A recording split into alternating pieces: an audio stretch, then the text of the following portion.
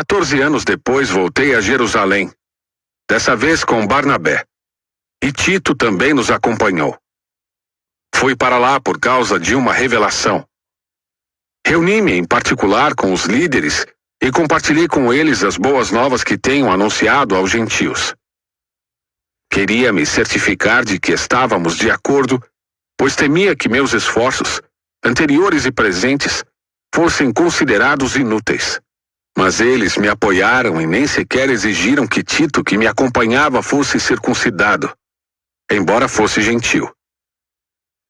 Essa questão foi levantada apenas por causa de alguns falsos irmãos que se infiltraram em nosso meio para nos espionar e nos tirar a liberdade que temos em Cristo Jesus. Sua intenção era nos escravizar, mas não cedemos a eles nem por um momento, a fim de preservar a verdade das boas novas para vocês. Quanto aos líderes cuja reputação a propósito não fez diferença alguma para mim, pois Deus não age com favoritismo, nada tiveram a acrescentar àquilo que eu pregava.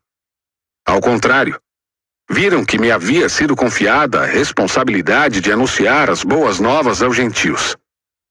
Assim como a Pedro tinha sido confiada a responsabilidade de anunciar as boas novas aos judeus.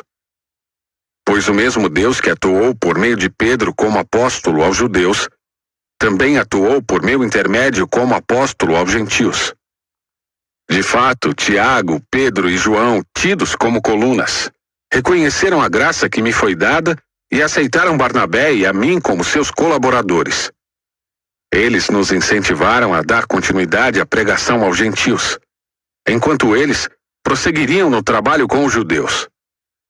Sua única sugestão foi que continuássemos a ajudar os pobres, o que sempre fiz com dedicação. Mas quando Pedro veio a Antioquia, tive de opor-me a ele abertamente, pois o que ele fez foi muito errado. No começo, quando chegou, ele comia com os gentios. Mais tarde, porém, quando vieram alguns amigos de Tiago, começou a se afastar com medo daqueles que insistiam na necessidade de circuncisão. Como resultado, outros judeus imitaram a hipocrisia de Pedro e até mesmo Barnabé se deixou levar por ela.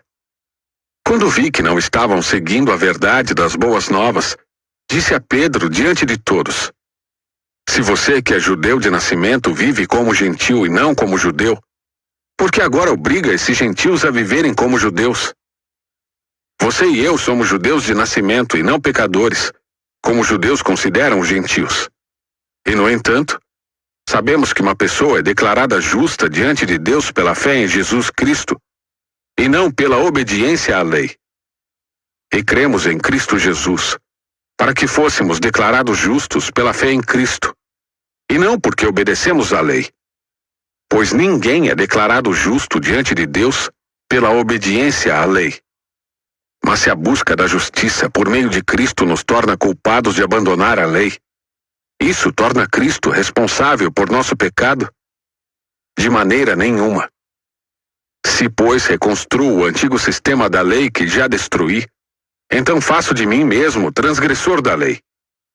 Pois quando procurei viver por meio da lei, ela me condenou.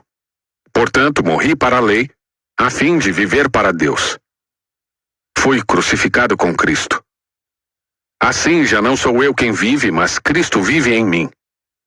Portanto, vivo neste corpo terreno pela fé no Filho de Deus, que me amou e se entregou por mim. Não considero a graça de Deus algo sem sentido. Pois se a obediência à lei nos tornasse justos diante de Deus, não haveria necessidade alguma de Cristo morrer.